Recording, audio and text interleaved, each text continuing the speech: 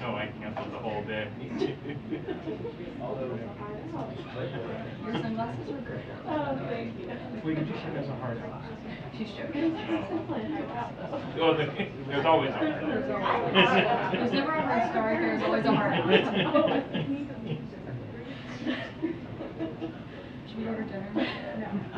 I have a physical therapy appointment at 6, and I'm gonna make it. Somehow. Manifest it. Make it so. It seemed to be utterly reasonable.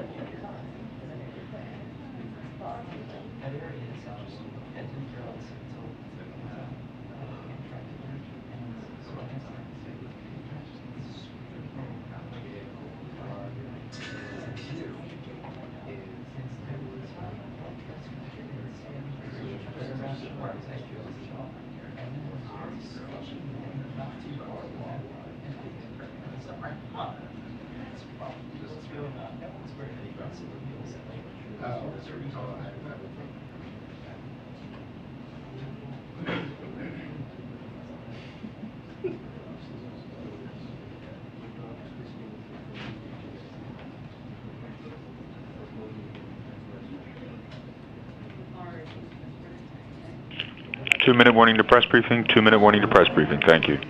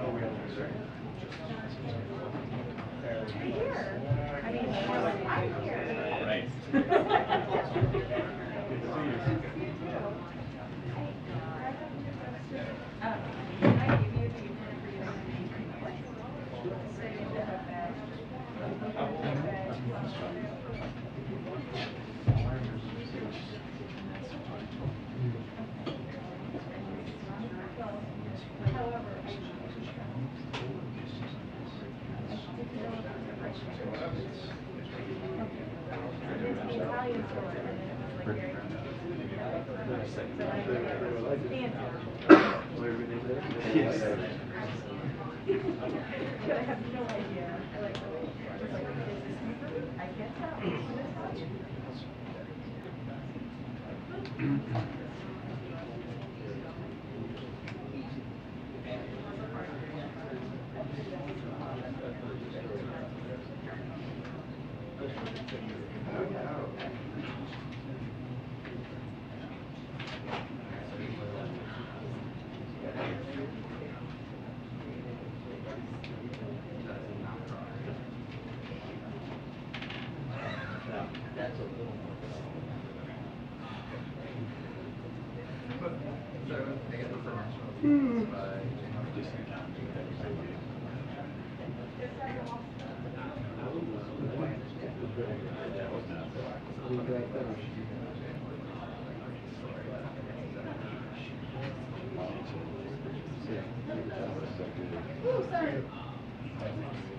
It's a nice view.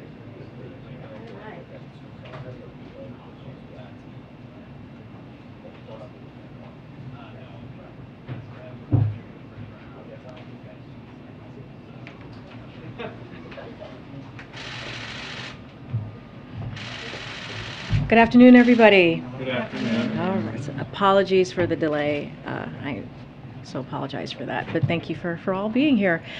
We know there's a lot of interest today on some international issues out there, so we wanted to make sure that we had someone from NSC. So I brought over John Kirby from NSC. I always mess this up. Communication Strategy Coordinator. Okay. All yours, Kirby. Sorry about that. Thanks, Karine. No worries. Okay, everybody, just a couple of things at the top here. Today, I think, and you may have heard Secretary Blinken talk about this earlier, officials from the U.S. Embassy in Moscow attended the 6th session of the court hearing of American citizen Brittany Griner, who was being wrongfully detained under intolerable circumstances.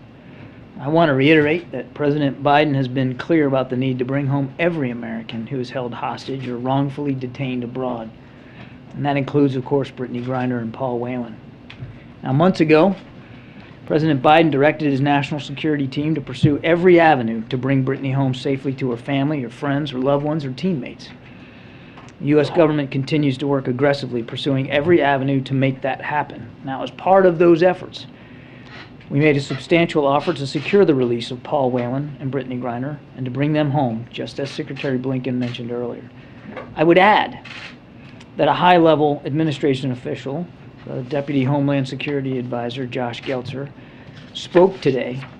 reached out today to both the Whelan and Griner families ahead of Secretary Blinken's comments, and he's going to be having conversations with them later today and tomorrow as we arrange for them to connect. In order to decrease the chances for success here, we're obviously not going to be able to share more publicly about the deal. I'm sure you all have questions about what this looks like, and I'm sure you can all understand that it's not going to help us get them home if we're negotiating in public with y'all. So I'm not going to have any more detail on that.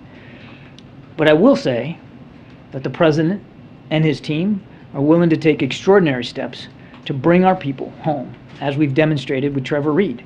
And that's what we're doing right here. It's actively happening now.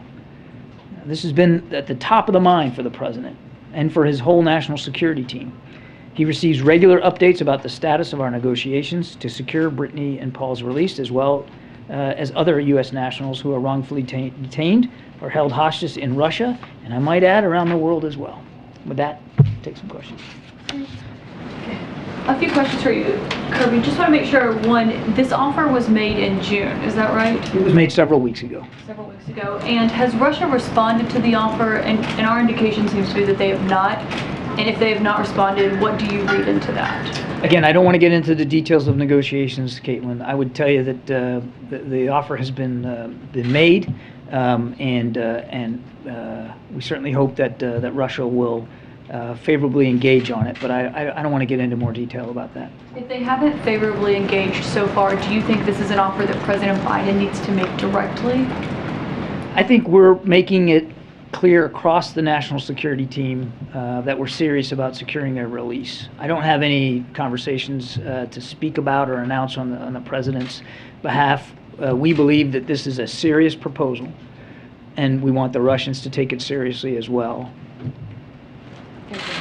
You talk about Brittany Griner and Paul Whelan being a part of this substantial, serious offer as you describe it. There are other questions being asked about why Mark Vogel's not included among those names. He's a former diplomat who was a teacher at the Anglo-American School of Moscow. Can you explain why he is not a part of this list of Americans that are a part of this exchange? I don't want to talk specifically about what the modalities of the deal is. You mentioned the word exchange. I'm just not going to get into the details of it. But I would just tell you we're focused on all Americans who are held hostage and wrongfully detained around the world.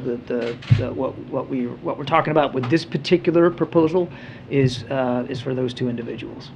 That doesn't mean that we're not also working in real time on other Americans who are unjustly detained around the world. Can you explain why he then is not a part of this one? I think I'm just going to leave my comments where they are, Peter. Yeah. Is there a risk in announcing this deal and making this deal public? This is delicate work to try to negotiate for someone's release. And every case is individual. The circumstances of their detention is unique. The circumstances of how they're being held and under what legal basis is all unique. And of course, our approach then has to be unique. We try very hard to be very careful in the public sphere about how much we say. I don't want to get into too much today other than to tell you that we felt that where we are, and given the circumstances, certainly in part in context to Mrs. Greiner having to stand and testify today, that it was an appropriate time to talk about these efforts. But I will tell you that even that decision was not taken lightly, and we're going to continue in private to work through the negotiations. And I know you can't talk about the details of the deal, but it has been reported that Victor Booth is part of that. He's obviously been called the merchant of death. He's been called the most dangerous man on the face of the earth. Is having him part of this deal a good idea? I'm not going to talk about the details of the negotiations and the arrangement the proposal that we made to the Russians. And again, I think, as I said at the top, I hope you all can understand why more detail is just not going to be helpful for us right now. Taking another crack at that, has the President made a determination that releasing Victor Boot is in the national security interest of the United States? I'm not going to negotiate this thing in public, and I'm not going to talk about specific individuals. Our focus on individuals right now is on getting Mr. Whalen and Ms. Greiner home, and that's where the President's head is. And again, we've made a proposal. We urge the Russians to move positively on that proposal so that we can get these two individuals home. The details of it, I think, are best left between us and our Russian counterparts. You said that this obviously is a delicate negotiation, delicate work, but that you decided this was the appropriate time. Why is this the appropriate time to go public with this substantial offer? And are you just trying to up the pressure on Russia by making this public now? Yeah, I think it's sort of the same answer I just gave. There's no decision to talk about these issues are made lightly, given how sensitive they can be and given the ultimate outcome that you want to achieve. We think through every step so carefully, and I can just promise you that this decision to talk about it was made in the same vein and in the context of what's going on with both cases and what's going on where we are in the negotiations, and we just felt like it was an appropriate thing to do, again with limits. I mean, we're only going to go so far here. And just more broadly, if I could, after Trevor Reed's release, the President did talk about what a difficult decision that was and how he didn't take it lightly. Could you just talk broadly as how does the President evaluate when a prisoner swap is worth it? There's a range of things that the President and the whole team have to balance here. I mean, ultimately, your goal is to get Americans that are unjustly detained and held hostage home, back to their families where they belong, back on their home soil. That's the overarching goal. You start with that, and then you start thinking through the building blocks of what's it going to take. And every case is different, every single one, because of different legal systems where they're held, different conditions under which they're held, different governments that you're dealing with, whether what their relationship is bilaterally between you pick the country you're talking to. All of that factors into it. And the team presents the President the whole range of options for him to work his way through there. But I can assure you that in his mind, as I said at the top, the foremost in his mind is getting these Americans home. And obviously there's, as I said, there's a balance to be achieved with each and every arrangement. The balance of getting folks home, but also making sure that our own national security is preserved, and clearly that we're not encouraging hostage taking in the future. And you can go back and look at any case and see that it's very rare that any one case is all lopsided on one way or the other. But the goal has got to be to try to find a way to get them home, and that's his focus. Good job. Mr. Kirby, we're reporting that the call with President Xi and President Biden has been set for tomorrow. Is there anything you can share about whether that time has been set and preview any of the call at all for us? I can't announce a date and a time for you. I think the President spoke to this just the other day, that he expects to do this very soon, and I think it will be certainly very soon, in coming days. But I wouldn't get more specific than that for you. Hang on, he had a second question. I'm not going to get too far ahead of a conversation that the president's having with another head of state, except to say there is an awful lot in the bilateral relationship between the United States and China for these two leaders to talk about, and this, I think, will be their 5th call. So it's not like they haven't had communications, and that's the key thing, is that the president wants to make sure that the lines of communication with President Xi remain open, because they need to. There's issues where we can cooperate with China on, and then there's issues where obviously there's friction and tension. All of that I would expect the president to bring up inside this. So clearly, tensions over Taiwan, tensions over China's aggressive and coercive behavior in the Indo-Pacific outside of Taiwan, tensions in the economic relationship, Russia's unprovoked war in Ukraine. I mean, I would expect all these things to be part and parcel of the conversation. Since you mentioned Taiwan, I'm sorry, I know you've been asked this question like 100 times in the last 2 days. Let's make it 101. It was reported today that Speaker Pelosi invited other members of Congress to Taiwan on a potential trip. Do you have any update for us on what information the administration has given the Speaker's office?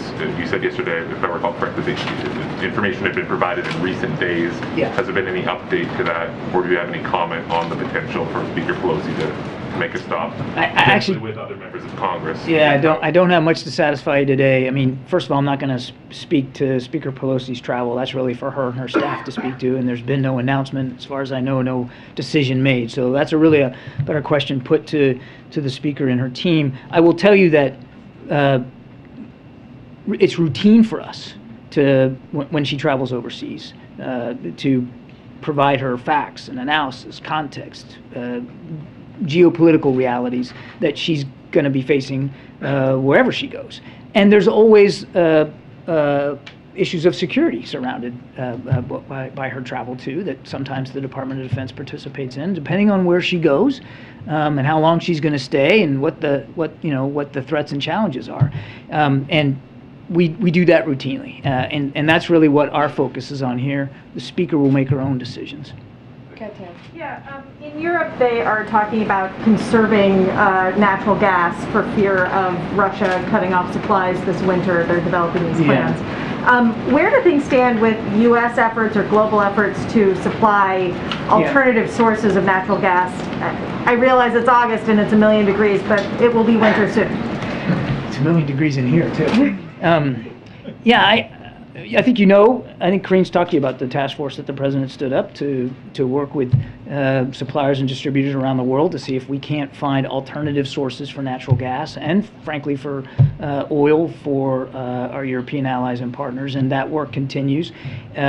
This is just another example of Mr. Putin weaponizing now energy as he's weaponized food. And we're going to work as hard as we can. I don't have a specific update for you today, but we're going to work. But we're going to work as hard as we can to make sure, in the context of the president's task force, that we are trying to find alternative sources for our European allies and partners as they, face a frigid winter here. We understand the realities of that and the impact that that's going to have on their lives and livelihoods. Can I ask Karine about the economy, or are we doing? I'll come. Okay, great. Yeah, I'll be at the podium once Kirby's done. Go ahead, Yes, he stated the officials say they criticize China's behavior in the South China Sea. They say the China's aggressive behavior means it's only a matter of when before major accident happens.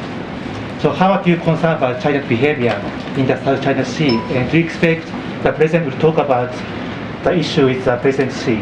I would fully expect that, as part of the president's conversation, that tensions in the South China Sea will come up, as they have routinely, with respect to China's excessive maritime claims that aren't backed up by international law, by their coercive and aggressive behavior towards nations that border on the sea or are in the South China Sea. And I fully expect that will come up. Yeah. Alex, then Crystal. John, back to the Speaker's potential travel. It's well known that the Chinese have leveled threats, saying there'd be severe consequences. What would the president say to that, given that it's assured that's going to come up? I'm not going to get ahead of the president's call with President Xi, and I certainly wouldn't detail here for you his specific points on any one issue. I wouldn't go there. To follow up, Axios is reporting that Brett McGurk told a think tank last week that it's highly unlikely that the Iran nuclear deal will be revived. Is that an accurate statement? I don't think I'm going to comment on what was billed as a private phone call that Mr. McGurk participated in. I would just tell you a couple of things. One, we remain committed to seeing Iran never achieve a nuclear weapons capability. You heard the president say that on our recent trip to the Middle East. Two, that the president believes diplomacy is the best path forward to that outcome. Three, that the negotiations are pretty well complete on a new JCPOA, and it's on the table, and the onus is now on Iran to decide whether they're going to take that deal or not. And the last thing I'd say is, short of that, and I don't want to hypothesize, we still hope that they'll come back into compliance, and it's not just us, our European partners feel the same way. But short of that, the president has an obligation, and you heard him say this on the trip, to make sure he can look after our national security interests in the region, make sure that we have the capability and the capacity to do that, to defend ourselves and to help defend our allies and partners against the range of other Iranian threatening behavior. Their burgeoning ballistic missile capability, which continues to improve, their support for terrorist groups, their threats in the maritime environment. All of that's still happening, and so we still have a concomitant responsibility to be ready for that, and we will. This question has come up given the golf tournament happening at Bedminster, and it's a question from the 9/11 families. Does President Biden plan to meet with the 9/11 families as his predecessors have done? I don't have anything on the president's schedule with respect to that. I don't, but we can take the question and see if there's something. I just don't know. But before I go, I don't want to just blow past that. Yeah, sure. Obviously, the president, just like all Americans, remember that tragic day and continues to want to do everything that we can as administration to support them. Excuse me if you said this before, but did they come up specifically in the Saudi meetings? The president made it clear that I would just say that made it clear that human rights and the defense of our national security interests abroad and at home were important to him. Thank you, Karine. Yeah, so I have a question about China and then a question about Saudi Arabia. On China, you just mentioned that President Biden intends to bring up South China Sea issues.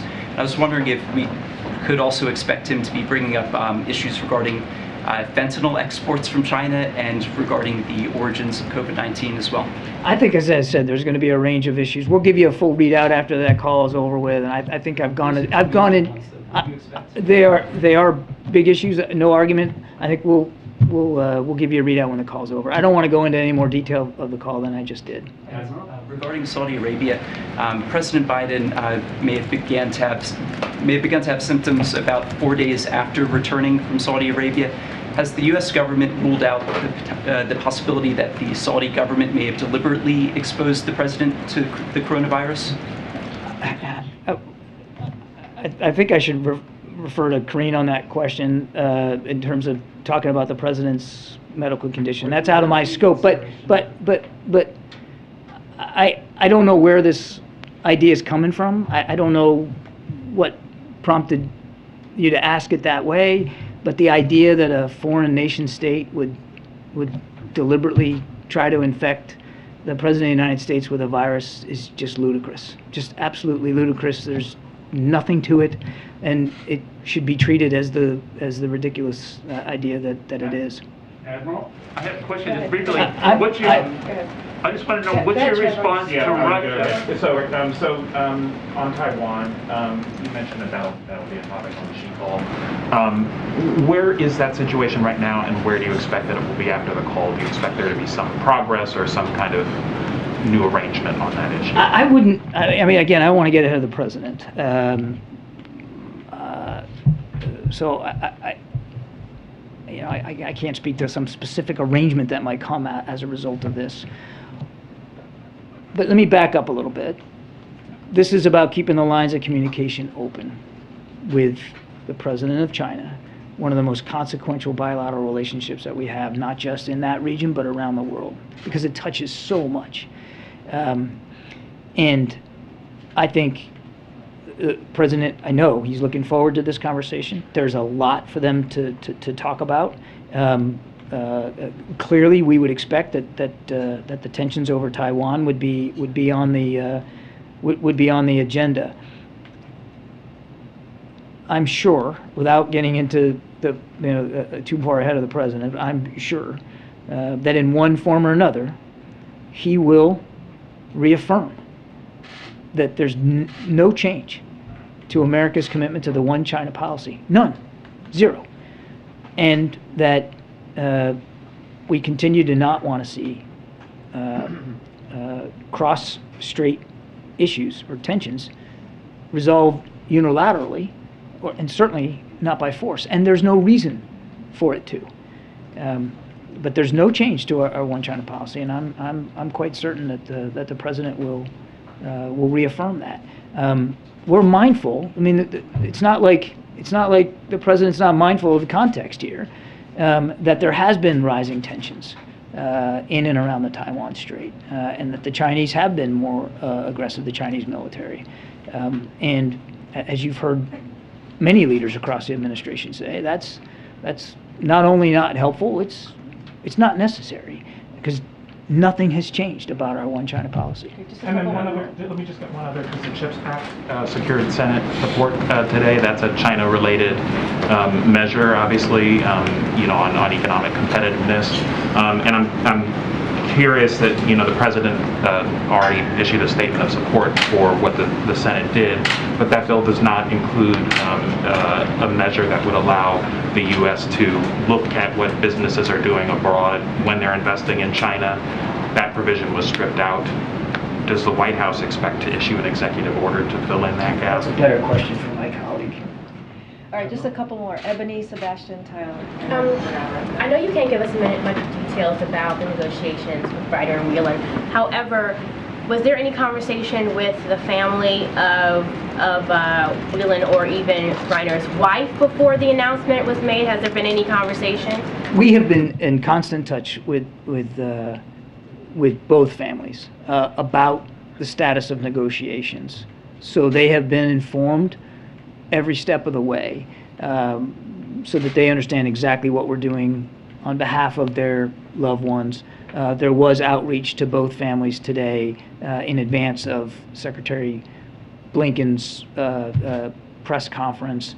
I don't know that we connected with both of them before that, but there was certainly an effort to do that. And as I said in the opening statement, we'll continue to reach out throughout the rest of the day and tomorrow as well. And did they seem satisfied with, I know you said not Whelan, but with Reiner's, I don't know whether you spoke with her wife or whether it was her mother and the rest of her family, or were they satisfied? What was the sentiment that was said in that conversation? I'm not going to speak for the families. They need to speak for themselves. But we have, I do want to stress again, we have kept them informed every step of the way. The outreach today was just to let them know, hey, we're going to be talking a little bit more about the arrangement, but it's part and parcel of a constant contact that we've had with them throughout, and so we've been working real hard to keep them informed. Thank you. On the she call, again, that's me, Sebastian. Thank you for taking my question. On the she call, you keep stressing that the president's, perhaps his main goal is to have the lines of communication open. It's also often been said the president is somebody who likes to have face-to-face meetings with leaders. I mean, the White House says that all the time. So both are important. Right. So now that COVID is, over, quote unquote, the president is today. He was in the Rose Garden. Is there any plan, or if not plan, is there any desire? Is there any talk about an in-person summit with Xi? Because it's something you guys never. It just never gets raised. This is his 5th phone call, right? Yeah, COVID's not over. Right, with other people. Yeah, so we just came off a very important trip to the Middle East. I don't have a trip to Beijing to speak to or announce today, and I don't have a visit by President Xi to speak to or announce today. But if and when that happens, we'll certainly be able to talk about it. There's certainly no prohibition to it or no policy against it. I mean, this is their 5th conversation. As I said, this is one of the most consequential bilateral relationships in the world today, with ramifications well beyond both individual countries. The president clearly understands that, and will continue to work on that relationship. I just don't have a physical face-to-face meeting to talk about today. The president never have expressed any frustration, perhaps, about that this, as you say, is so consequential. There's so many issues. They're so big that Frustration about what? That he is not getting to see Xi in person and hash this stuff out face to face. I mean, this will be his fifth conversation. I don't think he believes he doesn't have the opportunity to relay his concerns to President Xi, to listen to President Xi and what his issues are. I mean, I think part of doing these calls is to keep that communication going. I don't think the president feels like communication between the United States and China is lacking. And it's important to remember that it's not just at his level.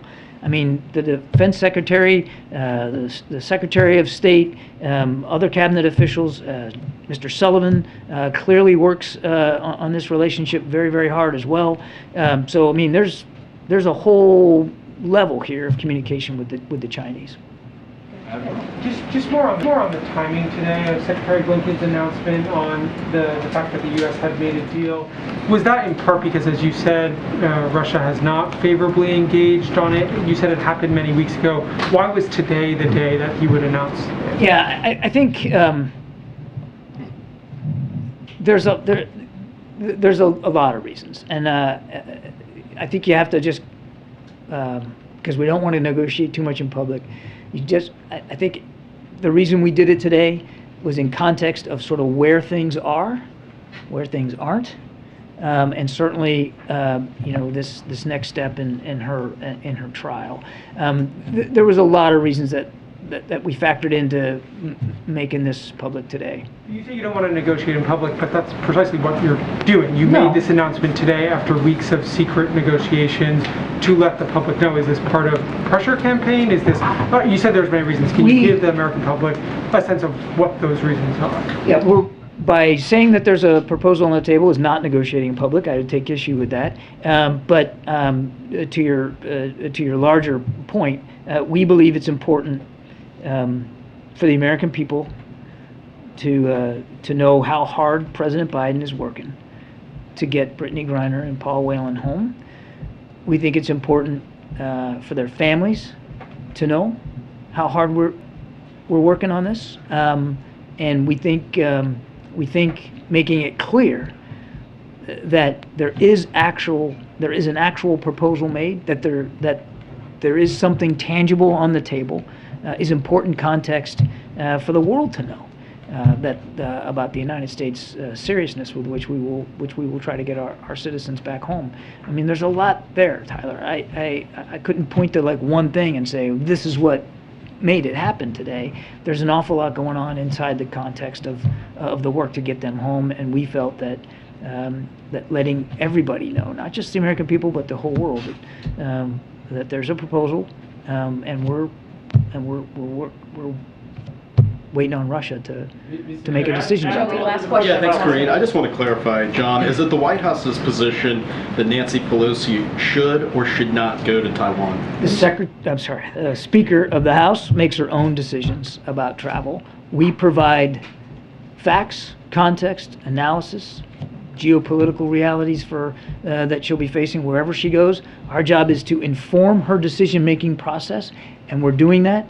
The Speaker makes the decisions. Well, why wouldn't the White House make a public position on this? Would be such an important, significant trip. We typically don't, though. I mean, wherever the Speaker goes and whenever she goes overseas, I mean, this is exactly the way it works. We don't make it a habit of speaking for her travel or telling the public, more detail and context about where she's going to go and what she's going to do. That's really for the Speaker to talk to. So the White House, just wrapping this up, hasn't relayed any position to the Speaker on this matter. I'm not going to talk about the conversations that are being had with the Speaker's office. I'm not going to get into the details of it. What I can tell you is our obligations, and we take them seriously, and the national security establishment is to make sure that as she prepares to travel, she does so fully informed with all the context, analysis, and information she needs to make the best decision. And again, I've seen no decision, we've seen no announcement. That is entirely for the Speaker to determine. Thank you. Admiral, what about Russia? Thanks, guys. Russia's banning a Jewish agency and is I'm sorry, guys. I gotta go. I think I got everything, right? It's all you. Russia and Africa. Thanks, guys. Thank you, John. All right. Thanks, John. Okay, I have a couple things for you at the top. Someone mentioned CHIPS, and today the Senate passed the CHIPS and Science Act with a strong bipartisan vote, which will lower cost and create good-paying jobs here at home. We know that many families are worried about the state of the economy and the cost of living, and the CHIPS bill is one answer. It will accelerate the manufacturing of semiconductors in America, lowering prices on everything from cars to dishwashers. It will strengthen our supply chains and national security because we will be able to make these critical technologies at home. Next, the bill will go over to the House, as you all know, for a vote, and then the President will sign it as soon as possible. As I mentioned earlier this week, we are closely monitoring the extreme heat conditions impacting millions of Americans. The President has directed his team to take swift and aggressive action to protect communities, and last week announced $2.3 billion through FEMA to help communities increase resilience to heat waves, drought, wildfires, food, hurricanes, and other hazards. Federal officials are proactively inspecting over 70 high-risk industries in areas under a heat warning or advisory. Yesterday, we also launched heat.gov, a website that provides information and tools to assist federal, state, and local governments in responding to extreme heat. And today we announced additional actions to lower electricity bills and maintain an affordable energy supply to cool homes.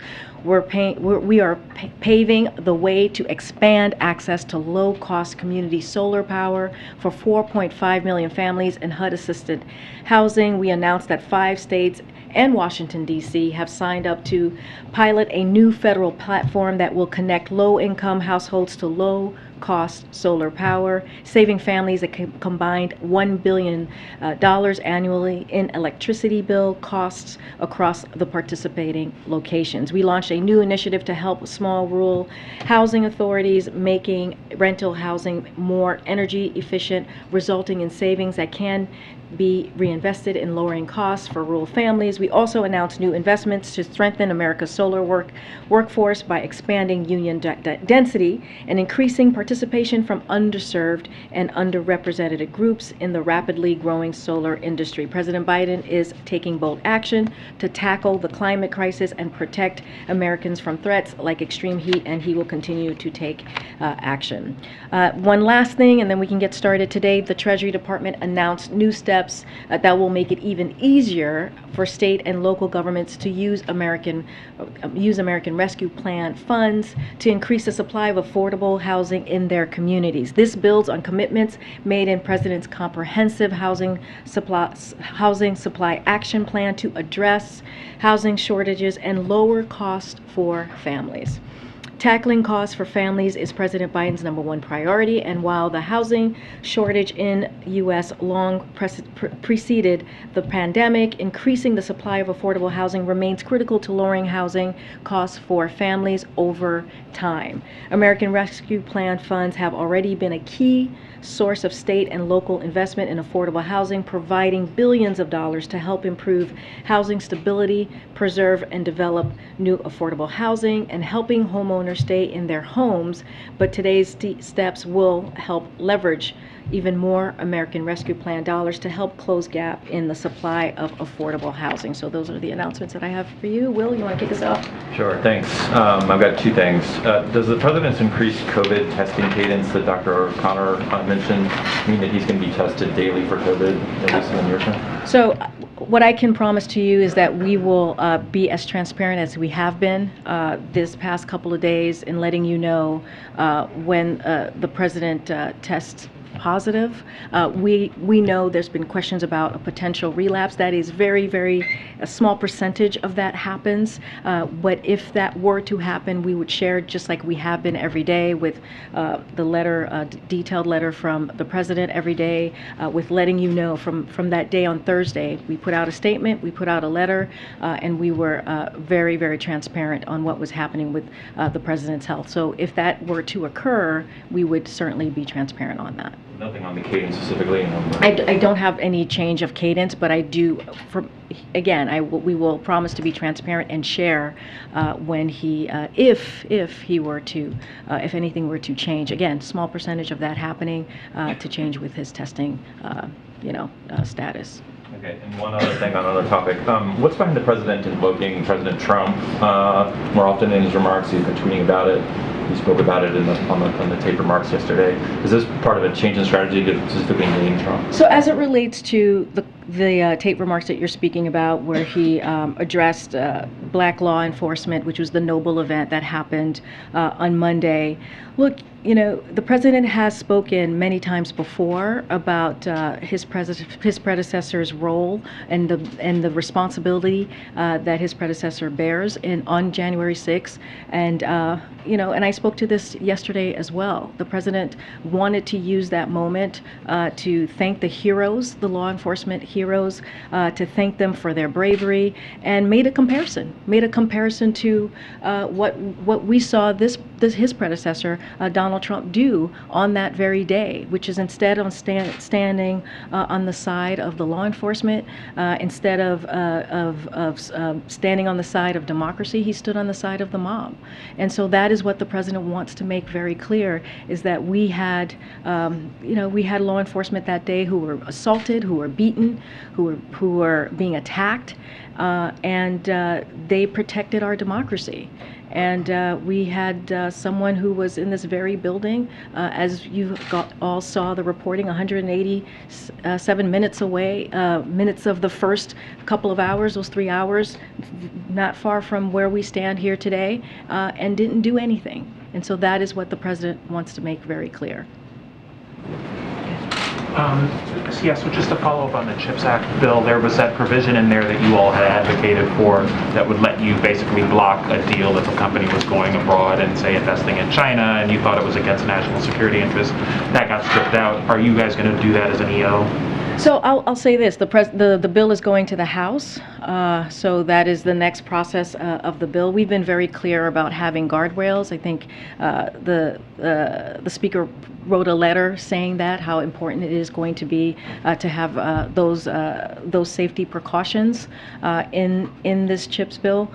Look, this is going to what we're seeing right now, what the Senate has passed, is going to be a game changer as we talk about inflation, as we talk about strengthening the supply chain. This is what this will do. When we talk about, when we look at those semiconductor chips that are in, for example, automobiles, and we saw how those costs spiked during the pandemic. This is going to help lower cost for families. So, it's going to continue into the House, and so we'll see what happens in the next step. I'm not going to speak to hypotheticals at this point, but again, it still has another process that it needs to go through. Okay, now let me ask you just a quick question on the economy. Fed Chair Jay Powell, after raising rates again today, he said in his press conference that the U.S. economy is not currently in a recession, but that the path to have a soft landing clearly has narrowed, which translated out of the jargon means that it's much more likely that we will have a recession as they continue to try to fight inflation in the future. So is that the White House's assessment as well, and what would you do to kind of make that less likely? So here's what he said. I'll quote him directly. "I don't think the U.S. is currently in a recession. There's just too many areas in the economy that are performing well." And then he points to the labor market, the very strong labor market that we know are one of the factors that economists and experts look at. Right now, we're seeing that strong labor market with about 400,000 jobs that have been created each month. We see unemployment at 3.6. There was the state unemployment numbers that came out last week with 21 states that are at 6% or lower. And so the way that we see is that we are not currently in a recession or a pre-recession. And look, we're going to let the Fed do its business. We're going to let them continue to be independent, and that's what the president has said. They are committed to making sure that we lower inflation or tackle inflation for the American people. So we're going to let them do their job. They have the monetary policy to do that. So I won't speak further into exactly what they're doing and how that's going to look for them. You noted we are not currently in a recession, you don't think, but are you concerned that these Fed rate hikes could push you into a recession? Look, we, again, it is, we're not going to comment on the monetary policy steps that the Federal Reserve is taking. They are an independent agency, and we are going to give them the room to do the job that they're doing. And so right now, the president has laid out his plan to lower inflation. We have seen what has happened with gas prices the last 43 days, a steep decline, a steep decline that we haven't seen in a decade. Again, to help give families a little bit of breathing room, and that's what the president has talked about. We have also seen food prices go down just a little bit, and so we're going to continue to do that. There's the drug prices bill, the reconciliation legislation that's going to continue to address lowering costs for Americans, and so that's going to be our focus there.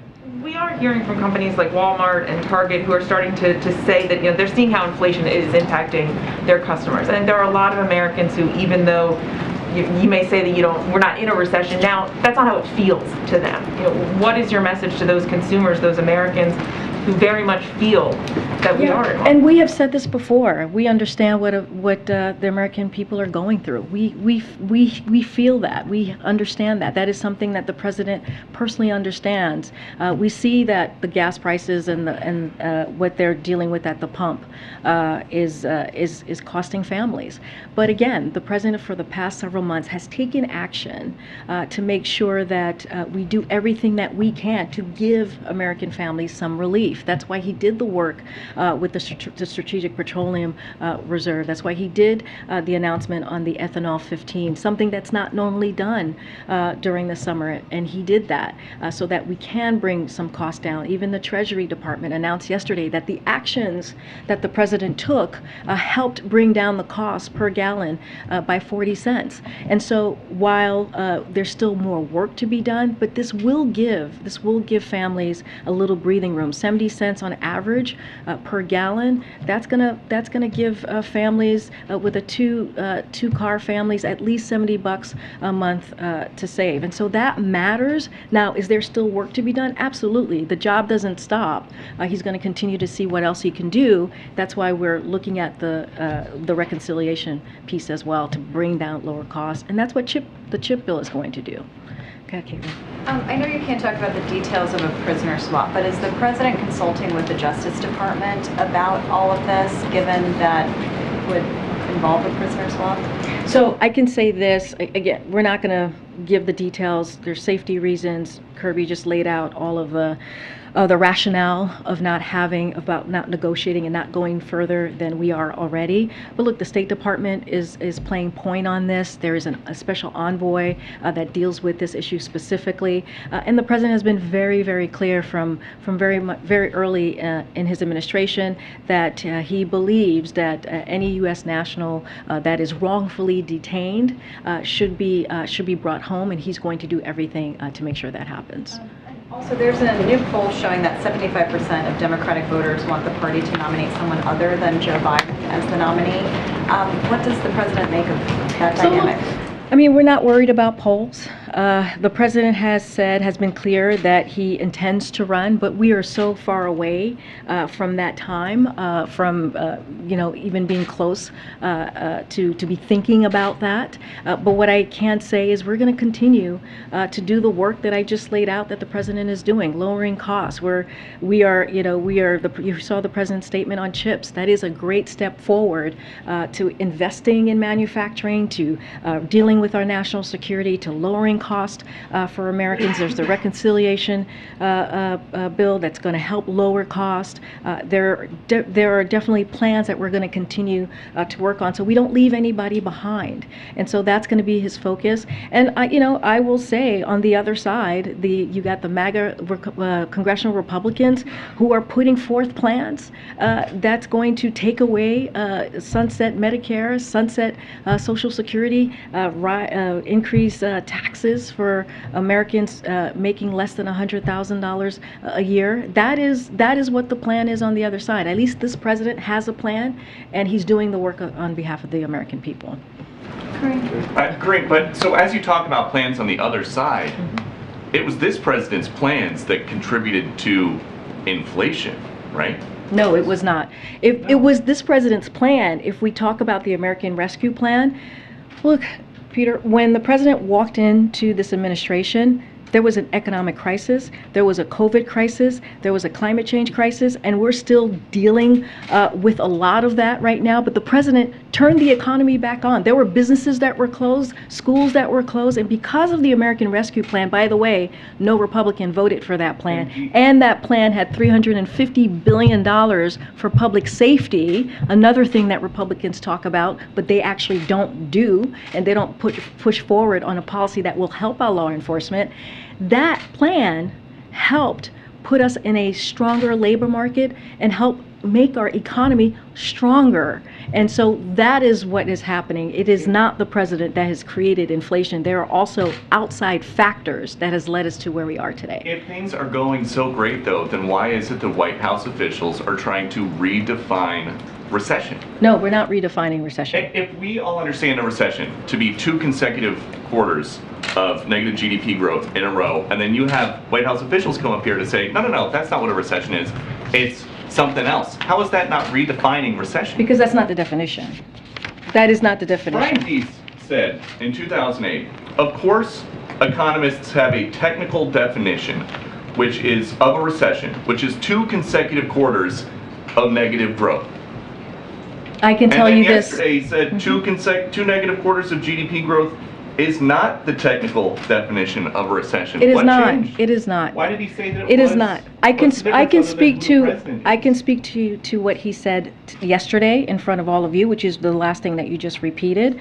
There are many factors. There are many factors, economic factors and indicators to consider, and I will say that the textbook definition of recession is not 2 negative quarters of GDP.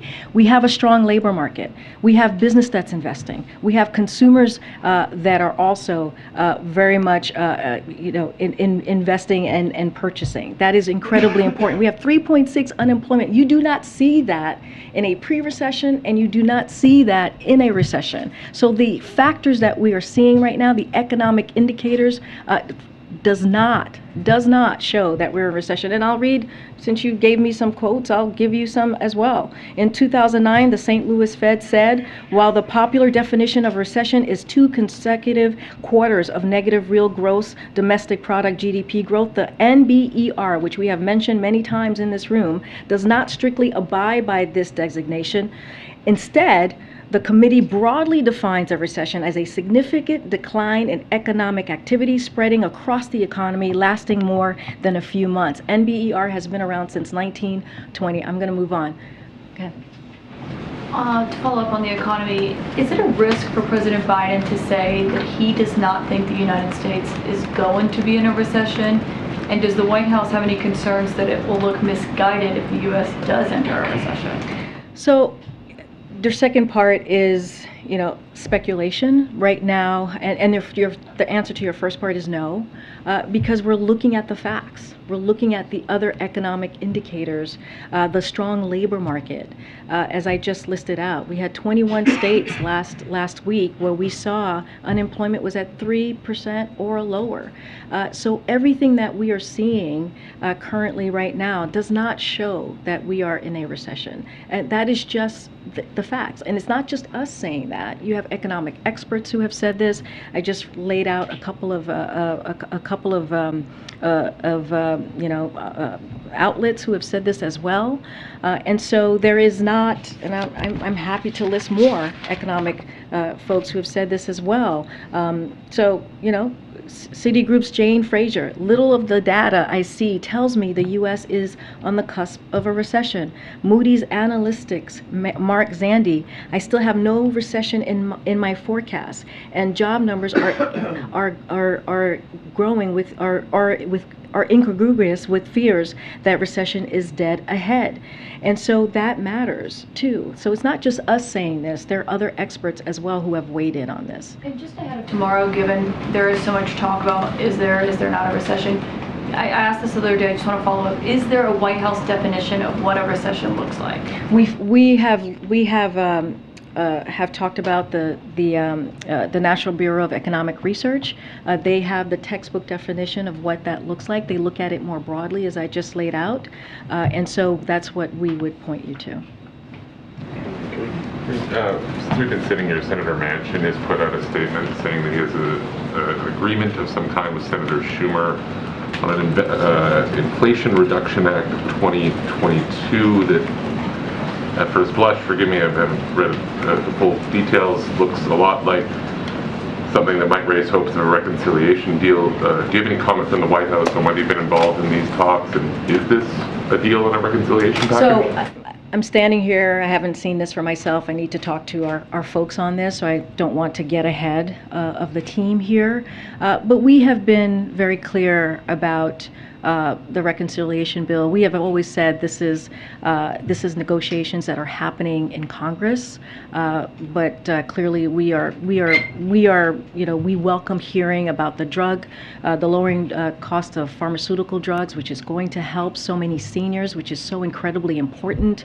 This is something that the president has been fighting for since he was senator. When it comes to fighting big pharma, fighting pharmaceuticals who would not let Medicare negotiate lower cost. This matters. This is going to matter to so many millions of Americans who are dealing, many with chronic illness, as you think about our seniors. So this is something that we have spoken to. We do believe that it's going to be part of lowering inflation, which is so important, again, as we talk about the economy. I don't want to get ahead of the team on this. I have not seen the announcement, but again, we have been very supportive of those pieces of the reconciliation bill. There's no recent conversations that you can tell us There's about no, with Senator Manchin and members of the administration? yeah. There's no conversation that I can read out to you. Okay. Good. I want to ask a question about monkeypox response. There is an antiviral treatment that is effective, that is in the U.S. stockpile. It's called T-Pox, and it works to see lesions go away. Apparently, it's very hard to get. Patients have to have their doctors email the CDC on a one-on-one basis, and it has to be approved case by case. Why has, and that raises questions about equities. People who might be their own best advocates, have doctors who get engaged, might be able to get access to the medication, but others might not. Why has the White House not reached down and tried to make this medicine, which the U.S. has, easier to access? So here's what I can tell you. I don't know much about this medicine that you are speaking of, Stephen, but I can tell you that when we learned, so I think the first case was in May at some time, and in June we put together, the HHS put together a comprehensive strategic approach on dealing with monkeypox. We made sure that it was also very aggressive. We made sure that there were more than 300,000 vaccines across the country. I think currently right now there's about 3,000 cases, and so we expedited that. We ordered a production of an extra 5 million more vaccines. And today, just to add to that, today the FDA approved 786,000 doses of the monkeypox vaccine manufactured by Bavarian Nordic. I'm not sure, maybe this is part of what you're speaking of. We would just have to dig in a little bit to see. But this is an important step forward in our plans to accelerate and strengthen our monkeypox response. And HHS is going to continue to work to strengthen the response in the coming days and work with partners on the ground, in the community, and across the world to combat combat this virus. And we have been making sure that as the vaccines go out, they go to at-risk communities, and that there's also an education component that has to be done as well, which is really important because people are not aware of what monkeypox is. That is something that HHS has been doing as well. Great. Go ahead. Just want to go back on some of the economic messaging. There's been a lot of debate over the technical term of recession, and this somewhat harkens back to earlier economic messaging that you guys had around inflation, where you insisted that it was transitory for months, then it was temporary, and then we've seen it continue to persist. And I'm wondering if you can just take us in a little bit about how you think about economic messaging, particularly as it relates to the recession. The argument over whether we are or not in a recession, I think when we talk to Americans, sort of misses the point about the economic attitude and feeling that they have, and the struggles that they face with increased prices across the board, as we've seen over the many months. And I'm wondering if the White House finds it effective to debate the technical term of recession versus speak more broadly to Americans, who it doesn't really matter whether a group of economists that they've never heard of declare a recession when it comes to their, just getting by. No, I get your point, and to some degree I agree. Right, there are Americans here who are feeling the high prices and the cost very personally, and that is something that the president, I believe, has talked about almost any time that he talks about the economy. He talks about the pain that the American people are feeling, and he talks about his plan and what he is going to do to lower cost. That's why we bring up gas prices, because we have seen costs go down. We understand that we need to do more, and we will. We'll continue to do more by asking oil companies to make sure the profit that they're making passed on to the consumer. So we should see more going to the consumer as prices are going down. I was just asked about the reconciliation bill. That is something that is incredibly important as we lower drug prices. And so there is a myriad of ways that we are working on to make sure that we have a plan and that cost is lowered. But as we are being asked about recession, as we're being asked if we are in one or if we're going to one, what we're doing is just laying out the facts. I have a long list of other organizations, other economic groups that have said we are not in a recession, and because of the strong labor market, there is no indicator, or all these different indicators doesn't show that we're headed into a recession. So we're just laying out the facts as we are seeing it, and we're also pointing to NBER, who actually has the textbook definition, and they look at this more broadly, as I've said. But we're going to continue to talk about the American people. We're going to continue to talk about what they're feeling. That's why the CHIPS is so important, as I just mentioned very early on at the top. And so that doesn't end. The president does this every time we have a conversation about the economy or is asked. And just to quickly follow up, you're setting the expectation that we're not headed to a recession, we're not in a recession. What happens if the NBER does declare we're in a recession? That's a hypothetical. I'm not going to get into that. I'm just saying where we are currently, how we see things, how the multiple economic indicators that are in front of us do not play in a way where we would be currently in a recession at this time. Just lastly on that very quickly, does the president have confidence in his economic team's ability to forecast and predict? Obviously on the inflation, that was something that we heard from the whole host of the same economic officials we're hearing now, that inflation was temporary, it was transitory, it would not persist, and that's been the opposite. They're now saying the same thing about a recession. I'm just curious. So the president has full confidence in his economic team. Go ahead, Peter. Has the president communicated one way or another to the House Speaker Nancy Pelosi whether he thinks it's a good idea for her to go to Taiwan, or had any conversation about that topic with her? I don't have a call to preview for you at this time, or that's been on his schedule. He has spoken to members of Congress, as we mentioned last week. Those were one of the many things that he did while he was working from the White House residence. I don't have anything new to share on a particular call. Specificity to her, does the White House have any concerns about prominent American officials going, given the sensitivities of the relationship between the U.S. and China? I'll just reiterate what we have said from here, is that anytime a member of Congress travels, we do share with them the geopolitical kind of information that's happening in the country, in the region, the national security situation, and it doesn't matter if it's Taiwan or any other place around the world. We share that information, and so we make very clear of what is happening currently in that moment. You communicated earlier that the White House had identified 17 close contacts of the president. Just for clarity, as we hopefully wrap up the president's experience with COVID, can you say either way whether any of those 17 individuals, without identifying them by name, have since tested positive for COVID? They have not. Not one of the 17? They have not tested positive. Thank you. Okay. Thank you. All right, I'll take one more. Tam? Now that the president is feeling better, are there any plans for him to get out and travel and talk to the American people about these economic concerns that you say he cares a lot? As you know, he's always willing and thrilled and excited to go out and talk to the American people, have those one-on-ones that you see him have when he is at the rope line or when he is engaging with the American public. So he certainly is looking forward to getting back on the road. As far as a schedule, any travel, upcoming travel, nothing to add, nothing to share at this time on any addition to his travels in the next coming days. All right, thanks. I'll be back tomorrow, guys. We'll be back tomorrow. Thanks, everybody. Thank you.